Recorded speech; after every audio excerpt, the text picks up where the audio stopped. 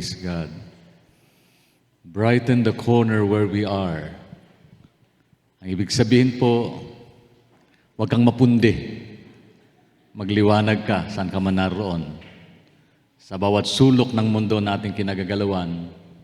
Remember this, we are God's living epistles.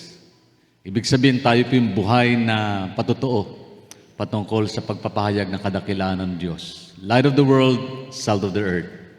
Amen. Magandang umaga po sa bawat isa. Sa ating po mga kapatid, nakapiling po natin ngayon online at ngayon din face-to-face, in person. Good morning, good morning, good morning! Sa ating po mga kapatid na sa ating pong balcony, malapit na po kayo sa langit, sa inyong kinalalagyan. Pag dumating ang rapture, mauna po kayo. Tiyakin nyo lang nakasama po kayo, tinanggap nyo si Kristo sa inyong pong buhay. Amen. Muli po tayong tumayo. Hallelujah. Ako po'y natutuwa at nagagalak na kayo pong lahat ay narito, kapiling po natin, in person and online. And we do believe that you have your heart prepared, settled for Christ, na sa pagkakataong pong ito ay handa po tayong magbulay-bulay na salita ng Diyos. Langit at lupa lilipas, subalit ang salita ng Panginoon mananatili daw ito magpakailanman. Sa buhay po natin, napakahalaga po na atin pong tanawin ang buhay po natin. Hindi lang po sa dako rito, kundi sa dako paroon. Hallelujah. Tayo po'y magpasalamat sa Panginoon as we glorify His name. If you have your Bible, we can open it up. Diyan po sa Philippians chapter 4, verse 8, sulat ni St. Paul sa mga taga-Pilipos, kabanatang 4, talatang 8. Ito po isa sa New Testament, epistles, part ng epistles, written by St. Paul, guided by the Holy Spirit. Philippians chapter 4, verse 8. Kung dyan na po kayo, basahin po natin ang sinasaad po ng talata pong ito. And sabi, finally, my brothers and sisters, always think about what is true. Think about what is noble, right, and pure. Think about what is lovely and worthy of respect. Anything is excellent or worthy of praise. Think about those kind of things. Sa Tagalog po, bukod yan, mga kapatid, lagi niyong isaisip ang mga bagay na mabuti at kapuri-puri. Mga bagay na totoo, marangal, matuwid, malinis, maganda at nakakanais-nais. Pinagpala na po ng Diyos ang pagkabasa ng kanyang buhay at makapangyarihang salita. Sa pagkakataong ito, tayo po'y humiling sa Panginoon ng gabay, patnubay, and then let's give thankful blessing to God. Yung magpapasalamat po sa Panginoon, bahagi po ito ng pagsamba. Hallelujah. Tayo pong lahat ay muling dumako sa diwa po ng pagsamba sa Panginoon. Sa pamagitan po ng panalangin may pagpapasalamat. Kapatid, hindi nagkulang ang Diyos sa bawat isa. Ever since we started our lives in this world, God has never short-handed us. God truly blessed us with so many blessings. Shall we all pray and thank God? Magpasalamat po tayo sa pangsandali po, tayong dumulog sa Diyos. Magpuri at minsan pa'y magpasalamat. Anumang bagay po na dapat maipagpasalamat. Marami po yan. Na sumagi sa iyong isip, let's be thankful to Him. Hallelujah. Heavenly Father, in Jesus' name, once more, Father God, we come to you with the holy throne of grace. In your holy throne of grace, with humbleness in our heart, nagpapakumbaba po kaming lumalapit, O Diyos. Sa trono po ng iyong kahabagan, nagpapahayag po kami ng aming pong pagpupurit, pagpapasalamat. Napakabuti mo aming Ama, aming Tatay sa langit. Di ka nagkulang. Mula pa sa pasimula ng aming pong buhay, maging sa kasalukuyang oras at panahon. Lord, salamat po sa kalakasan, buhay, at mga araw na ipong ipinahihiram sa amin. Ito po ay open doors for another opportunities for us to do good things sapagkat nilikha mo kami upang gumawa ng mabuting bagay. O Diyos, kung meron po kami nagawang pagkukulang, pagkakamali, o nagawang kasalanan, nasabi na isip, o nagawa, Panginoon, na hindi naging kalugod-lugod sa iyo, we ask forgiveness. We ask your cleansing, O Lord. Paglilinis mo po, pagpapatawad sa amin pong mga nagawang pagkukulang, pagkakamali. Karumihan, O Diyos, na nakikita mo. Wala po kami may tatago sa iyo, Lord God. Kilala mo kami sa umaga, sa gabi, sa liwanag at sa dilim. You know what is happening in our lives, O God. All throughout our days, Lord, hindi ito lingid sa iyong kaalaman. Kaya nga po, Panginoon, sa pagkakataong ito, sabi mong patuloy na pananambahan, kami po yung nagpapalinis sa iyo. Lumalapit po kami ng may pagpapakumbaba, dagdagan mo ang aming pagtitiwala, pananampalataya at pagsunod sa iyo. Mamuhay kami na may katwiran ayon sa iyong katwiran at kalooban lamang, O God. Narito po kami, Panginoon, maging po ang aming po mga kapatid, hindi po namin kapiling in person. Maybe they are apart from us, O God, at a distance. But Lord, we believe, Lord, your presence is always with us. Wherever we are, gathering together, you are in our midst. Nasa kalagitnaan ka namin, O Diyos. Dalayan ko po, Panginoon, abutin mo pangailangan ng bawat isa, palakasin mo nga nangihina. Tugunin mo ang aming mga problema, huwag mo pong hayaang uuwi kami, Panginoon, malungkot, bagkos palitan mo ng kasiglahan at katagumpayan. At pagtugon sa aming mga dalangin at mga kahilingan, Lord, ang aming mga araw na ito, tanggapin po ng bawat isa sa amin, maging iyong salita na magbibigay po ng kalakasan sa amin. Gamitin mo ang ibang lingkod, narito po, O Diyos, ang iyong ibang lingkod. Make use of my life as a channel of your blessing, as I share your word to people, O Lord, around me. Thank you so much, O God. All the glory, honor, praise belongs to you. In Jesus' name we pray. Amen, amen, and amen. Praise God. Kayo po yung makakaupo na. Muli, in the presence of our God. Hallelujah. Pinamagatan ko po ang mensahe ng Panginoon ng focus your mind on the right things. Focus your mind on the right things.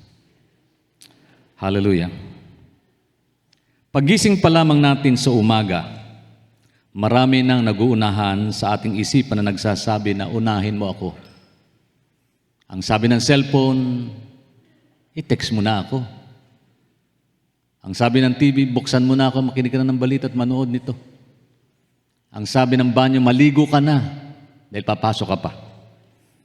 Ang sabi po ng kape, timplahin mo na ako. Ang sabi po ng kaibigan mo, halika na, mamasyal na tayo. Ang tanong ano naman sinabi ng Diyos para sa iyo sa araw na yon? Ang sabi ni Lord, magpasalamat ka naman muna. Bago gawin ng anong bagay sapagkat ito ang karagdagang araw dinigay ng Diyos sa bawat isa sa atin. Magpasalamat ka muna sa magandang umagang idinagdag ng Diyos sa buhay natin ito. Life is not in our hands. Life lies on the very hands of God. Ang buhay natin nakasalalay po sa kamay ng Diyos, hindi po sa atin. At napakahalaga po. Ang tanong ano po ba dapat natin unahin at pahalagaan sa bawat araw na ibinibigay ng Diyos sa atin para magtagumpay tayo sa ating pong layuning sa buhay natin ito? Tayo po ay nandito sa mundo na may pong dahilan at hindi po dahil sa mabuhay lamang. May purpose po ang life. God created us with reason and purpose. Nilikha tayo ng Diyos na may dahilan at may layunin at dapat inaalam po ng bawat isa sa atin ang bagay na yan. Ang hirap naman, naubos na yung panahon natin sa mundong ito na pinahiram ng Diyos. At the end of the day, we miss the point of living. Why? Because we fail to realize may purpose pala ang Diyos sa buhay nating lahat. May layunin po ang Panginoon sa buhay ko, hindi ko po alam kung hanggang kailan. Ito pong convention, during the last days ng convention, nag-meeting po kami, my executive po ng distrito, and they asked me personal questions. What is my plans and my program in life? Medyo dinetouch muna ako kay Sister Nene. Sabi ni Pastor June, baka pwedeng maghiwalay muna kay sandali ni Sister Nene kasi kasama ko sa convention ng ating pong ilang mga kapatiran, ilang mga pastor doon sa meeting na yon sa Baguio. And they asked me to have a coffee break for a while and enjoy our fellowship. And they asked me personally, personal na question, ano daw yung plano ko sa buhay, sa distrito, sa aking sarili, at sa paglilingkod ko? Ang sabi ko, I don't know. The only thing I could say is that ang buhay ko ay nasa disposal sa akin Diyos na sa akin ay nagpahiram ng buhay. Sa totoo lang tayo pong lahat, hiram lang sa Diyos ang buhay natin. Hello? Hiram sa Diyos ang buhay. Hindi tayo may-ari nito, kundi ang Diyos. Ano bang dapat nating gawin at unahin at pahalagaan sa bawat araw na ibinibigay ng Diyos, ipinapahiram ng Panginoon sa buhay natin? Ang pamilya natin ay pahiram lang sa Diyos. Our family is God's gift. Ang trabaho nyo, pinahiram lang ng Diyos yan. At the end of the day, mag-retire kayo. Hindi nyo na magagawang dati nyong ginagawa. Darating po na sa ganung punto. Ako hindi ko na po magawa yung dati kong ginagawa. Why? Senior na eh. Given na po yun. Ang sabi ng iba, kalabaw lang tumatanda. Hindi totoo, kalabaw lang ang tumatanda. Tingnan nyo katabi nyo. O di ba tumatanda? No, ako po yung una nagpastor dito sa Bethel 20 years ago. Mahaba pa po buhok ko. O dahil sa inyo, umikli. Thank God. Hallelujah. That's part ng life eh. Parts ng growth, parts ng getting younger and younger in Christ. Amen. Sa kabila ng lahat, pwede pa tayong umiti pa rin. Sapagat, this is the day that the Lord has made. And let us rejoice and be glad in it. Amen po ba? Hindi yung lulungkot ka. Depende lang po kung ano iniisip natin. Alam niyo po bang malungkot? We are living in a fast-paced world where we can get distracted easily by a lot of things every day. Ang mundong ito nagmamadali, sa totoo lang. We move so fast. Di ba parang kailan lang? Napakabilis, napakatuloy ng panahon. Sabi ko nga, Panginoon, napakabilis ng panahon. Sa mga matatanda, napakabilis. Sa mga bata, napakabagal. Pero ganyan pa man, we are living in a fast-paced world. We can try everything, but if we lack focus in our lives, it is impossible to become successful. Napakahalaga ng focus. Ano bang ibig sabihin ng focus? Yung pagtuon ng pansin mo sa mahalagang bagay na pinahalagan mo sa buhay. Alam niyo, nakasalalay po sa pinagtutuunan natin ng pansin at lagi nating iniisip, ang huhubog sa ating kinabukasan. Iniwala po ba kayo? Let me explain to you in this message and help us to know why focus is important sa ating buhay. Bakit yung pagtuon ng pansin napakahalaga sa buhay natin? Halimbawa, gusto mo maging matagumpay na tatay? Sino po mga tatay dito pakita sa tamay? Tatay! Father! Daming tatay. Good father! Oh, tatlo lang ang nagtaas ng kamay. Bakit kaya? Sometimes we fail to realize na kailangan natin hindi lang maging tatay, kundi good tatay. Nanay, pakita sa kamay, lahat ng nanay. Tinaw taon-taon mga nanay, bakit kaya? Good ba kayo? Isa gusto lang maging tatay, pero not to be good and godly tatay. Kasi may purpose ang buhay eh. Ang purpose ng buhay, hindi lang para sa sarili. Tingnan nyo, maraming tao iniisip lang sarili, pero hanggang ngayon, hindi makontento, hindi maranasan yung kagalakan at kasiyahan ng buhay. Why? Bakit? Because they fail to realize life is not about us. Ang buhay hindi po saganang sa atin. Ito'y tungkol sa Diyos. Pagka pinasaya mo ang Diyos, pasasahin ka niya. Pagka pinasaya mo sarili mo, lulungkot ka. Sa darating araw, lulungkot ka. Bakit? Because we fail to realize life, contentment does not lies from us, but it lies from the very hands of God. Diyos mismo nakasalalay ang lahat. Every true believers of Christ is expecting greater things to come. Tunay nga po, di ba? Lahat ng tunay na mananampalataya ni Kristo, umaasa sa ng mga at dakilang bagay ang maganap sa kanilang buhay. Amen po ba? Nung tanongin nila ako seriously, sabi ko, hindi ko alam. Kasi meron silang gustong mangyari, may gusto magandang plano para sa akin. Sabi ko, your plans are good, but fulfillments of every plans we have is in the hands of God. Ang sabi nga ng Proverbs, tao nagpaplano, ang Diyos nagpapatupad ng lahat. Tingnan nyo, yung mga bagay na nag-worry tayo nakahapon, hindi naman nangyayari ngayon. Sabi ng isa, ako may bukol ako, may cancer na ako, mamamatay na ako. Nahipo niya yung bukol niya, 14 years old siya. 90 years old na sa mundo, buhay pa siya. Tingnan mo, ilang taon siyang inalipin po ng bukol na yan, kaya isip na mamamatay na siya, may cancer siya. Yung pala hindi pala. Seldom we realize na ang buhay, hindi atin. Diyos din ang may hawak niyan. Amen. Every true believers expecting greater things to come. Sino nga po bang ayaw? Di ba? Pag kayo nagtatrabaho, gusto niyo magtagumpay sa trabaho. Tama po ba? Gusto niyo tumaas yung sweldo. Sino po bang gusto magtrabaho? Gaya niyan. Gusto niyo 12 niyan, binababaan. Meron po ba noon? Unique yun, no? Sabi, boss, babaan niyo naman yung sweldo ko, masyadong mataas. Bihira naman. Di ba? Gusto nating magtagumpay. Gusto nating magtagumpay sa endeavors natin, whatever endeavors we are in. Kung ikaw engineer, gusto mo maging successful engineer. Kung doktor ka, maging successful doctor. Kung attorney ka, maging successful sa pagiging attorney o lawyer. Di po ba? Sa lahat ng professions natin kinagagalawan at kinabibilangan, we want to be successful. Gusto natin magtagumpay. Pero ang bottom line niyan, kapag hindi ka nakapokus sa gustong ginagawa, hindi ka magtatagumpay. So remember, focus is important. Yung pagtuon mo ng pansin sa mga bagay na mahalaga sa buhay natin ito. Tingnan nyo, araw-araw ang dami nag-uunahan sa buhay natin.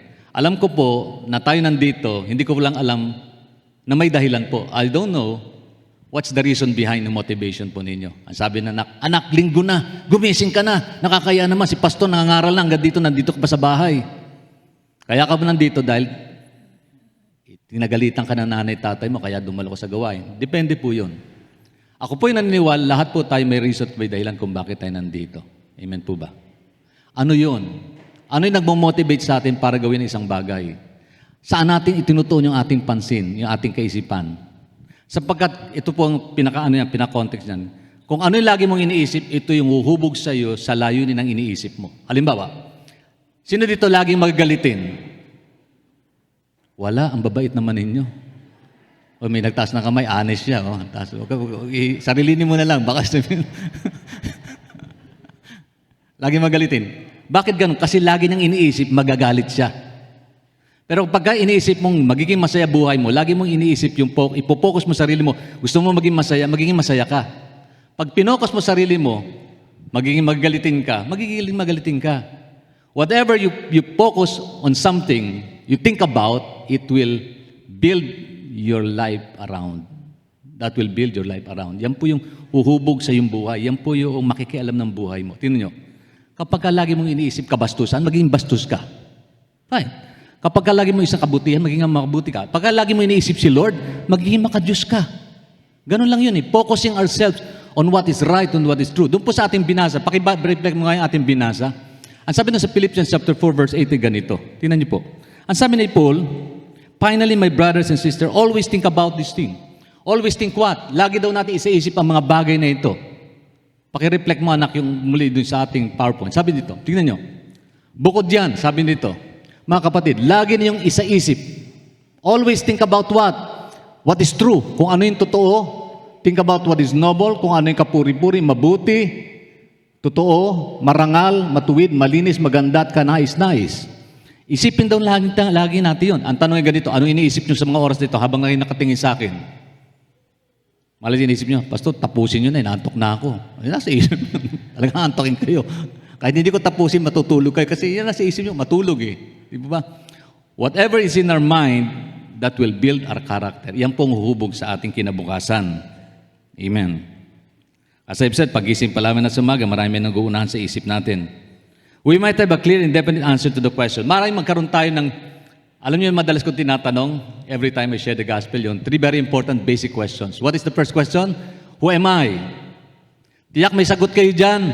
Ilang beses ko nang sinatanong to. Who am I? Question of identity. Meron tayong pangalan, meron tayong identity, meron tayong pagkakakilanlan. What am I here for? Anong dahilan kung bakit ako nandito sa mundo? Questions about purpose. Kanina, question about identity. Lahat tayo may identity, may identification tayo. Lahat tayo, identified tayo. If you are Christians, you are identified with Christ. Amen. Ang sino man nakipag-isa kay Kristo, sabi ng Bible, siya na ay bago lang nilalang. Ang sino man tumanggap kay Kristo, binigyan karapatang maging anak ng Diyos. So, bilang identity ng isang Kristiyanong born again na totoo, meron siyang identification with Christ. Meron siyang relasyon kay Kristo. Siya po'y napabilang sa pamilya ng Diyos. Yan ang identity natin. Okay. Ano yung purpose ng life? What am I here for? Anong dahilan kung bakit ako nandito sa mundo? Huminga lang po ba't kumain, matulog, magtrabaho? That's it. Kung yan ang layunin ng buhay dito, sana masaya na tayong lahat. Pero at the end of the day, it's not about us, but it's about God. Meron ba kayong kilala hanggang ngayon malungkot, nagtatanong, ano ba ang dahilan kung bakit ako nandito sa mundo? Naitanong ko sa sarili ko yan. During the time that I'm studying my college days, sabi ko, Panginoon, bakit ba ako nag-aaral? Alam ko, purpose ko, gusto ko matapos ng trabaho, gusto ko maging engineer, successful sa bagay na yan, bagamat nakatapos ako bilang mechanical engineer. Pero sa isang banda, nagtatanong, well Lord, ano pang purpose ko? Ganun lang ba magtrabaho? During the time na ako po'y kinausap na akin pong project manager na aming pong boss. By the way, ako po'y nagtrabaho sa isang pinakamalaking construction company sa buong Pilipinas noon, Atlantic Gulf and Pacific Company. Sino po nakakalam na AGMP during that time? So hindi nyo na alam kasi bagsak na sila. So, tinanong po ako ng boss ko. Sabi ko, Sir, June, prepare mo sarili lang, pupunta tayo ng Kuwait at saka sa Israel kasi may project tayo doon. Sir, ayaw ko. Nagtaka siya kasi lahat gusto, ako lang ayaw. Why? Kasi pastor, sir, may gawain po ako sa Bible, may Bible study po ako bukas. At baka pag iniwan ko yun magalit si Lord. Iba na yung nasa isip ko, iba na yung nasa puso ko. Sabi ko nagtanong, Lord, ano ba dahilan kung bakit ako nandito sa mundo? And that's the reason why I'm preaching today, because I believe God has a purpose for my life, beyond my personal purpose in real sense of putting myself in the very essence of my living, sarili kong pamumuhay. So na-realize ko, hindi pala sarili ko para sa akin. Then I asked God, Lord, ano po yung layunin mo sa buhay ko? Nung ako'y nagpasyang maglingkod sa Panginoon, sumaya buhay ko. Iinggitin ko kayo. Sumaya buhay ko, kapatid. Sumaya buhay ko. Hallelujah. Amen. Praise God. Palapakan natin ang Panginoon sa sumayang buhay. Sinunod niya ang Panginoon. Ito po yun. Mga kasama ko sa trabaho, nagtatanong na sa akin, Pastor, nung malaman nilang pastor na ako, sabi, June, nagwo-work ka? Sabi ko, bakit pwede naman mag-work isang pastor Sabi nila sa akin, baka pwede pag-pray ako. Bakit? Kasi dati akong Christian, backslider ako. Nandun ko na-realize, may mga Christian din pala doon, na backslider. Di na naglilingkod, di na sumusunod sa Panginoon. Malukot ang buhay. Pagka Sabado, Saturday live, punta dito, punta sa beer house, niyayaya nila ako. Ako, madaling, alas 4 pa lang, nakaginay ko lambu ko sa aming barracks.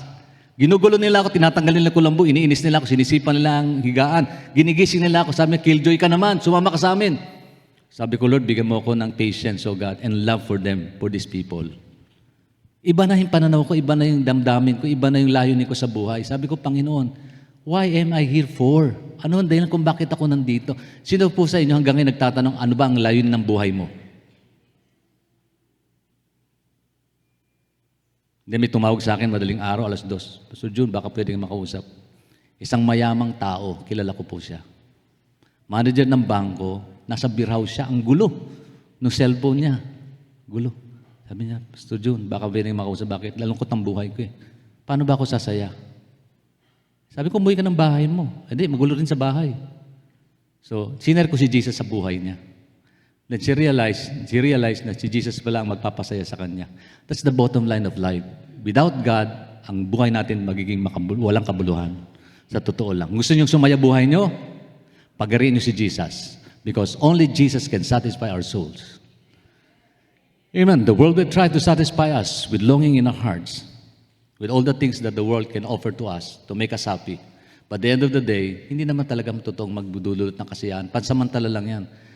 Pagka si Kristo nasa gari sa puso natin, iba po siya. We might, as I've said, we might have a clear answer to the questions. Who am I? What am I here for? Where am I going? Saan ako pupunta? Question of destiny. Maring may sagot ka doon. Pero ang tanong po, magiging impormasyon lang yung kung hindi mo pupok ang sarili mo. Kasi ang fulfillment na yan, hindi mangyayari kung hindi mo pagtutunan ng pansin ang mga bagay na mahalaga sa buhay mo. Halimbawa, sino dito naniwala sa Diyos? Pag hindi mo na ipupok ang sarili mo sa Diyos, pati linggo, hindi mo bibigay sa Kanya. Tiyak yun. Kasi focusing means thinking about what is important sa buhay mo. Halimbawa, kung hindi ko ipopokus ang sarili ko sa aking pagiging tatay, yung panahon ko sa kanila, sa aking mga anak, hindi ko bibigyan ng pansin yun. Bakit? Hindi ako nakapokus Nakukuha niyo po yun? Tingnan niyo po, ang mga lalaki, pag kami ginagawa, nakapokus yan. Pag nanonood ng TV, nanonood yan. Tama po ba ako ron? Huwag niyo pong istorbohin kasi nanonood ng TV yan. Hindi katulad ng babae.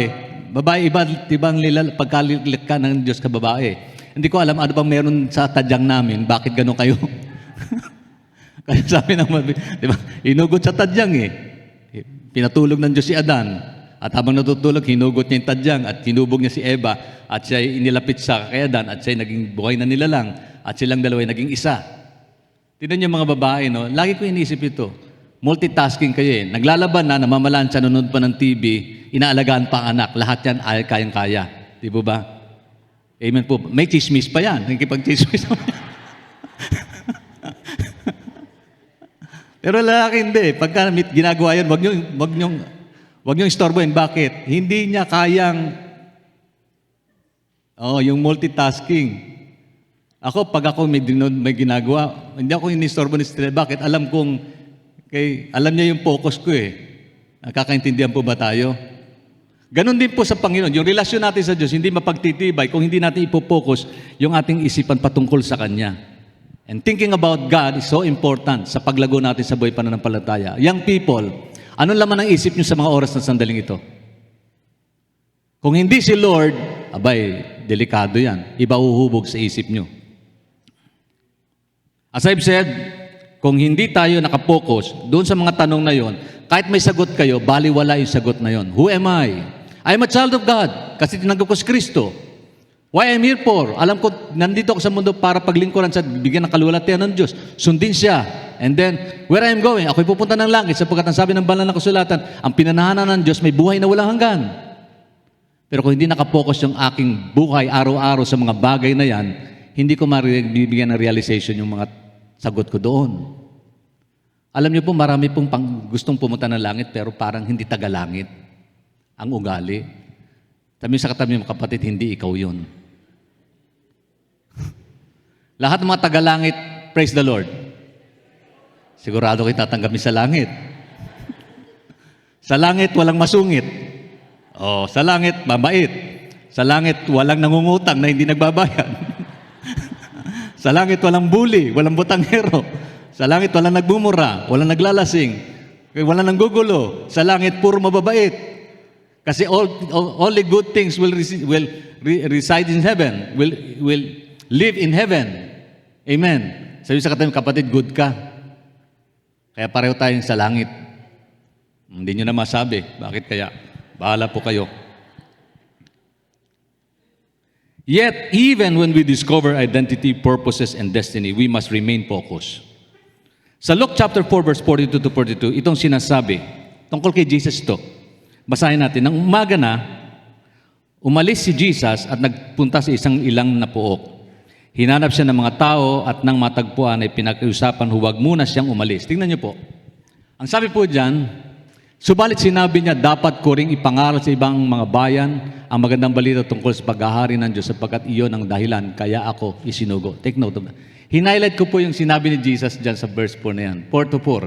Sapagkat yun ang dahilan kaya ako isinugo. Alam ni Jesus Christ yung purpose why He came into this world.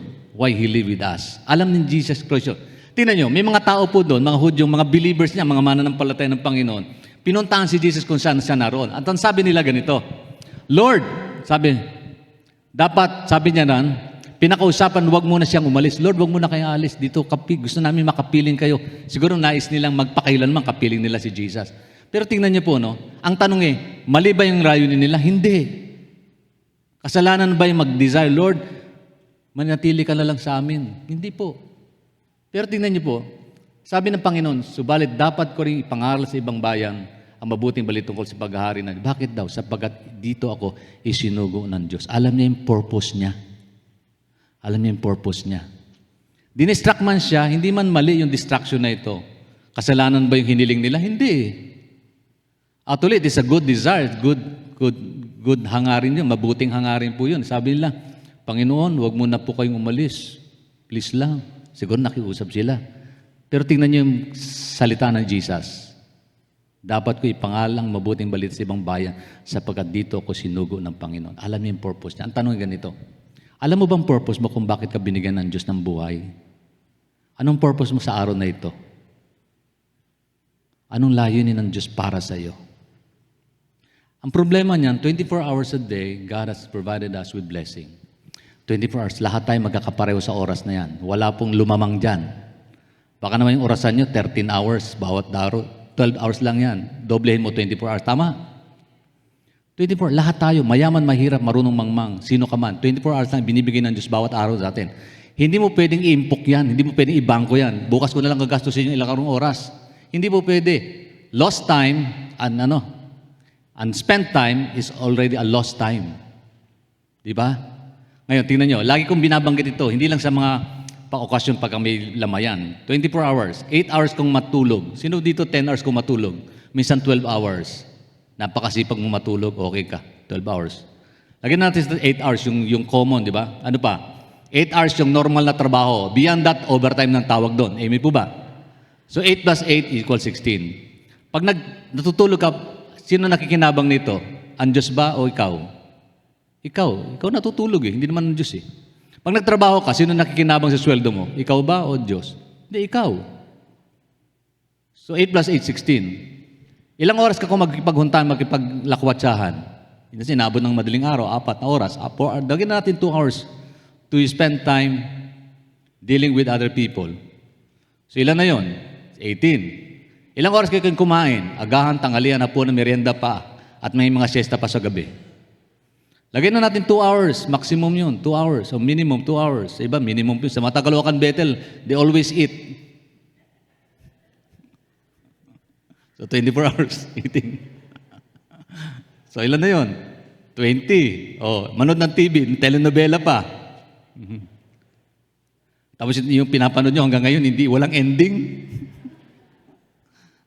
Mamamatay na kayo yung programa nyo, pinapanood. Ano ba katapusan nito? Hindi nyo iniisip, kumikita sila dun sa panonood ninyo. Sila lang nakikinabang. Pero ganyan pa man, enjoy naman ninyo. Enjoy the day. So, ilang oras na yon? 4 hours, 24 hours na. Alang oras kay Lord. Yung purpose para sa Diyos, nawala na. Kaya the end of the day, ang lulungkot natin para tayong binagsakan ng langit at lupa, para tayong tired, stressful, at saka lonely yung buhay. Why? We fail to realize the reasons of our existence is not on the basis of our own programs, but on the basis of fulfilling God's program sa buhay natin ito. Amen. Anong problema? We fail to focus on the reality of what is important. Ano yung pinakadakilang utos? What is the greatest commandment of all? Ang sabi ng Panginoon, love the Lord your God with all your heart, mind, soul, and emotions, will.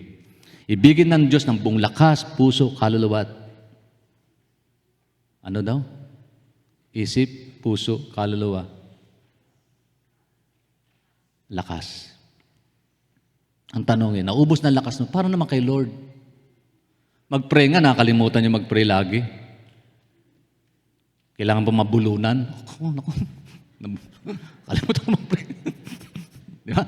Pag na-aksidente, Lord. Naku, nakalimutan. Di ba? Bumiyahe na kayo ng malayo, nakalimutan niyo mag-pray, magpasalamat muna sa Panginoon. So, ibig sabihin, we fail to realize the reason of our existence. Pansinin natin ang mahalagang statement ni Jesus, sapagkat yun ang dahilan, kaya ako'y sinugo. Sabi ni Lord, for this purpose, I have been sent. Malinaw at alam ni Jesus ang kanyang layunin. Ang sabi niya, dapat ko ring ipangaral sa ibang bayan ang magandang balita tungkol sa paghahari ng Diyos. But notice, people try to distract Him from that purpose. People try to distract Him. Ganon din tayo. People around us will try to distract us from what is important sa buhay natin. Di ba? Halimbawa, gusto mo mabuhay na may kabanalan, may lalapit si Brad, halika, sama ka muna sa amin. Huwag mo muna isipin pamilya mo, happy-happy muna tayo. Tingnan mo. Yung reason mo, maging mabuit, maging mabait ka at magbagong buhay. Di ba? Sabi ng awit, kung gusto kong bumait pero di ko magawa. Bakit? Kasi maraming hindi mabait na nandiyan sa paligid mo, iniinis ka at ginugulong buhay mo. Totoo naman ito, di ba? Marami tayong distraction. Hello? Sino dito marami siyang layunin para sundin si Lord? Pero bakit hindi natutupad? Kasi maraming distraction sa buhay. Magbabasa ka ng Bible. Wala ngayon, Lord, bubasahin ko buong Biblia. Genesis hanggang Revelation. Pero ngayon, Genesis, hindi po nabubuksan. Bakit? Distraction. Marami mga kabalahan sa buhay. Hindi ho nawawala yan. Pero pagka ang focus nyo, nakapokus sa Diyos at sa Kanyang salita at pagpapahalaga sa Kanya, ma-accomplish nyo yung layunin ng Panginoon. Sasaya buhay natin. Ang tanong, masaya ka na ba ngayon? O kung hindi pa, may dahilan at may reason. Bakit? Nakatitiyak tayo na hindi mali ang hangarin ng mga tao na naghangad na, Lord, dito ka muna po sa amin. Hindi mali yun, tama po yun. Kaya lang, bakit nais ng Panginoon gampanan yung layunin niya? Sapagkat yun ang purpose niya. Ang true meaning and purpose ng pagparito ng Panginoon ay nakasalalay doon sa kanyang sinabi. Hindi man lang sinasadya, inosente man sila, ang mga tao sa ating paligid ay maaaring magpabago ng ating direksyon at ilihis tayo sa pagganap ng layunin ng Diyos para sa ating mga buhay. Hindi man nila intensyon na guluhin tayo, pero nandyan yan Minsan, mahal mo sa buhay.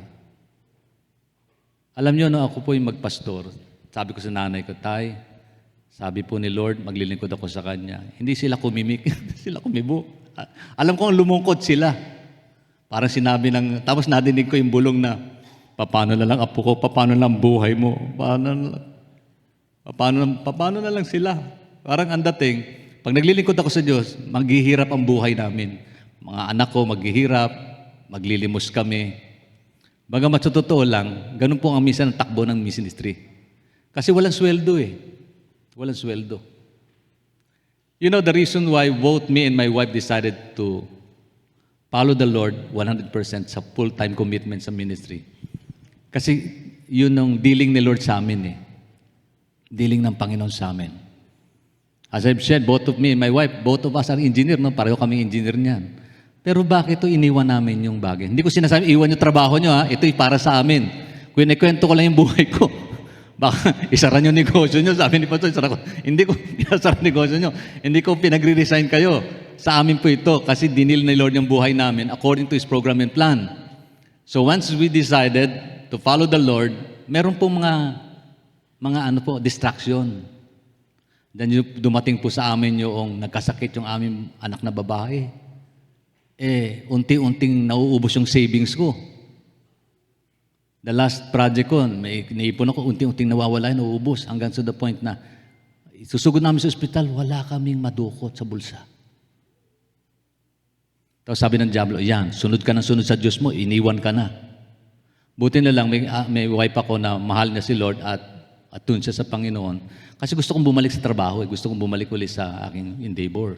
Iwan ko yung ministry, iwan ko yung pagpapastor. Yun po yung reality. Kaya lang sabi ni Sister Nene sa akin, Papa, Papa, huwag mo gagawin yun.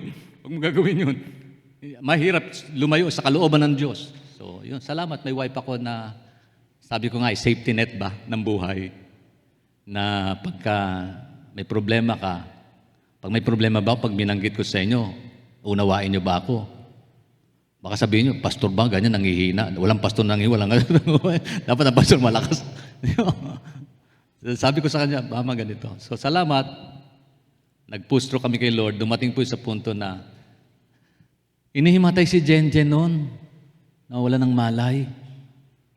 Nangingisay. Tapos sabi ko, Lord, anong gagawin ko? Noong panahon na yon, hindi ka pwedeng admit sa hospital nang wala kang deposito.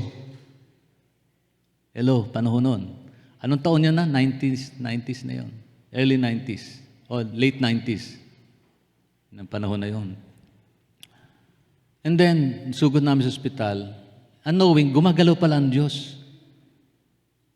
Nung nasa ospital kami, inadmit kami. Sabi ko, sino po? Huwag ko kayong mag-alala, Pastor. Sabi nung admission area ng MCU, diyan na dinugod sa MCU. Yan yung ospital na, naka-online ba tayo? Naku, ibaban ako ng Facebook niyan.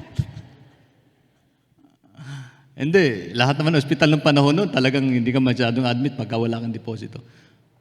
Meron na pong nagbayad. Wow! Meron yun. Hindi ko kilala kung sino. Gumagalaw ang Diyos eh. Naghihimala ang Panginoon. Nag-work wonders siya and miracle sa buhay natin. Sabi ko, Panginoon, salamat po. Buhay ka nga, Panginoon, buhay ka nga. Bakit? Di ba sa buhay noon? Kasi dumarating ka doon sa punto na nag-aalinlangan ka sa buhay, di po ba? Dumarating tayo doon. Dahil tao lang eh. Sino niya katabi mo? Tao ka ba? Sabi mo, kapatid, tao ka ba? Pag tao nagugulo niya, napapagod, nangihina, nalulupaypay, umiiyak, nagkakasakit, alam niya yung aray. He know what pain is. So dumating po sa buhay namin yung sitwasyon na yun. And then I realized na, Lord, forgive me for not trusting you totally sa buhay ko, sa pagkakataon na yun. Salamat may wife ako, si Nene nandyan na talagang she hold on to our belief, to our ministry, sa tawag ng Diyos sa amin. Salamat sa Panginoon. So behind the success of every man is a blessed, godly woman. Hindi lahat ng woman na God bless, godly woman. A blessed woman behind the success of every man. Salamat sa Panginoon sa buhay na yan ng aking mahal sa buhay. Sa punto na yon, yun po ang dahilan kung bakit nagpapatuloy kami sa Panginoon. We believe na God lies in His hand, the order of our lives. Maging si Apostol Pablo, alam niya ang kanyang identity, purpose, and destiny. Itong sabi niya sa 1 Corinthians chapter 9, verse 26. Sabi niya rito, so I run straight to the goal with purpose in every step. Binanggit niya yung layunin sa bawat hakbang niya. Si Pablo kasi, isang apostol ni Kristo, na ang tindi ng pagsubok niya, ang sabi niya, hindi, bawat takbang ko, gagawin ko para masunod at maabot ko yung finish line ayon sa pagkatawag sa akin ng Diyos. Kapatid, napakahalaga bawat sandali ng buhay natin ibinibigay ng Diyos as a gift, an opportunity for us to do what is good and what is right in His presence. Yung gawin mo yung tama at makaglugod sa Diyos sapagkat bawat araw, opportunity po yan. Open doors, bukas na pintuan, ay binibigay ng Diyos sa atin upang maluwalhati natin siya, maparangal at gawin yung nilalayo niya sa ating pumbuhay. Ang tatang tanong ganito, yung ginagawa ba natin, yun ang pinagagawa ng Diyos para sa atin? Isipin natin, yung ginagawa ko ba, yan ba yung nais ng Diyos para sa atin? Yung karelasyon ko ba ngayon, ito ba yung karelasyon na nais ng Diyos itaguhid ko sa buhay ko? Mga young people, listen, yung girlfriend nyo ba, yan ba yung nais ng Diyos na dali mo sa altar ng yung pagsasama mahabang panahon, habang buhay? Baka naman hindi. Alamin mo kalooban ng Diyos. Mahalaga po yung layunin ng Panginoon sa buhay natin kasi mas alam ng Diyos ang mabuti para sa atin. Kasi kung hindi, gugulo buhay mo, lulungkot ka. Marami nagsisisi, Pastor, sayang. Sana ganito ginawa ko. Sana pinili ko yun. Sana ginawa ko ito. Ano na ang panahon? Hindi mo na may babalik na totoo. Ang matututunan lang natin, matuto tayo sa nakaraan, manghinayang doon sa pagkukulang at gawin ang pagbabago at gawin yung tama ngayon. Amen? Gawin yung tama ngayon. So, hindi mo magagawa yung tama kahit magandang iniisip mo kung hindi mo ipopokus sa sarili mo na gawin yung mga bagay na tama sa buhay natin. Refocusing is important. Our lives is not to be aimless, but they are to have purpose and directions. Ang buhay dapat natin may purpose at may direksyon. Manili tayo nakapokus sa layunin ng Diyos na kung saan tayo nilikha at ituon din natin ang lubos ang ating paningin sa finish line. Bakit? At the end of the day, it's not about this world. Kasi marami ang plano lang dito sa mundo eh. Kahit masasabi ba natin, I am a servant of God and I'm running straight to the goal with purpose in every step? Katulad ni Pablo. Tumatakbo ko pangit sa takbuhin na bawat hakbang ay patungo dun sa layunin mo sa buhay kong ito. Hindi ko sinasabing yung layunin nyo, hindi layunin ng Diyos. Yung purpose nyo sa trabaho, hindi purpose ng Diyos. Pero mahalaga, yung purpose na ginagawa nyo, yun ang purpose ng Diyos sa buhay natin. Amen. Kasi gusto ng Diyos maging, kalma, engineer ka.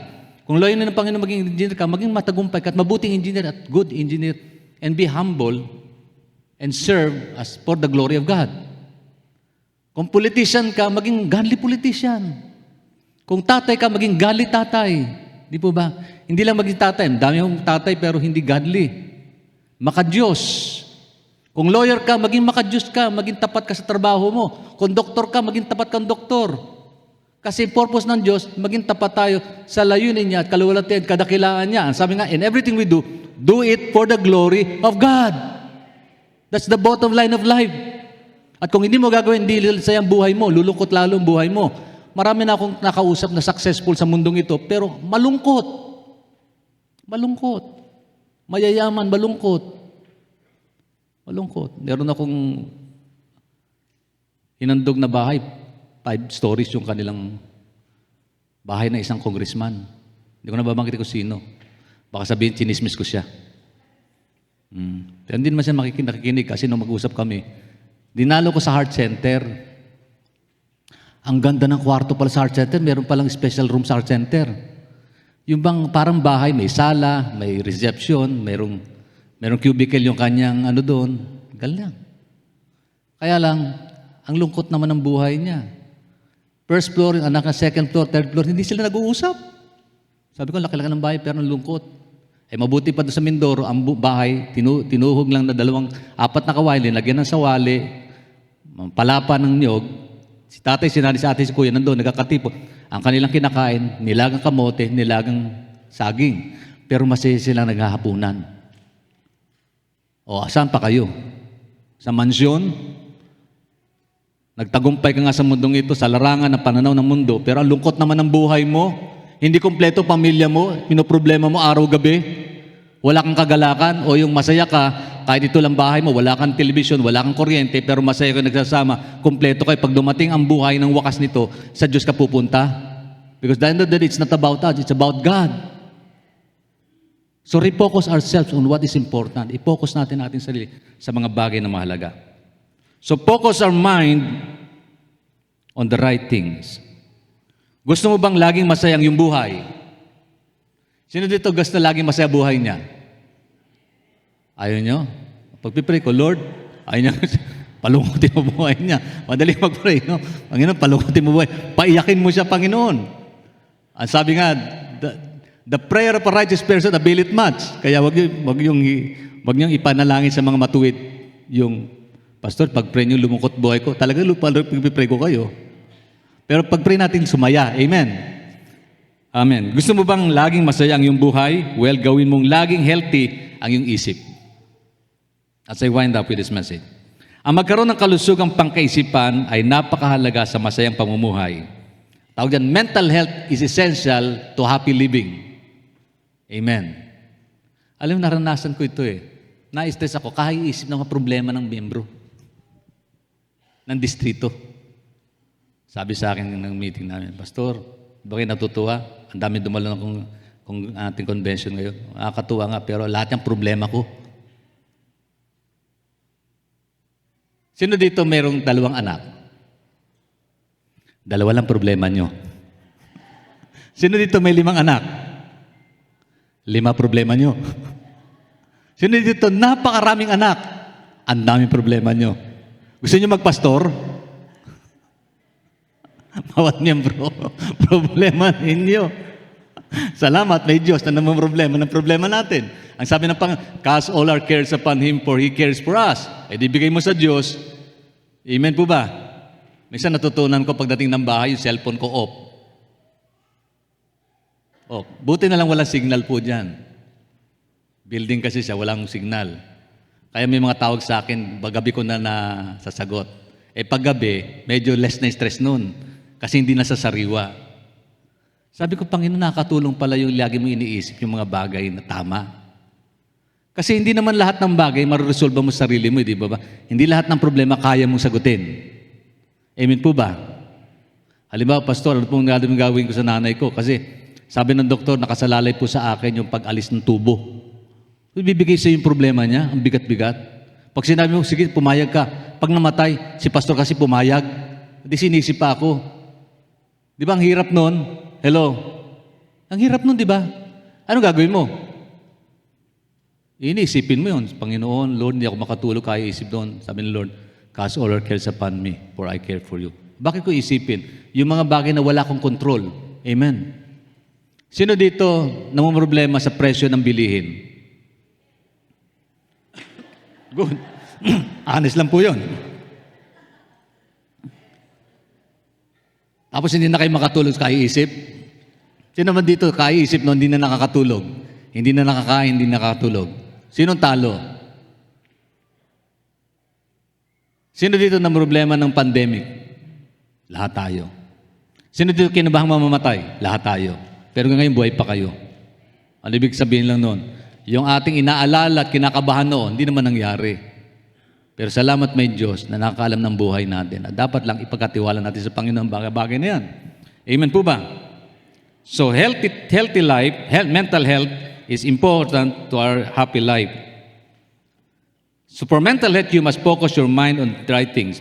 Upang magkaroon po tayo ng healthy mindset, kailangan i-focus natin sa tamang mga bagay ng ating pumbuhay. 3 bagay lang po napakahalaga sa wind up. Una, gusto niyo maging healthy at maging masaya buhay ninyo? Number 1 is this.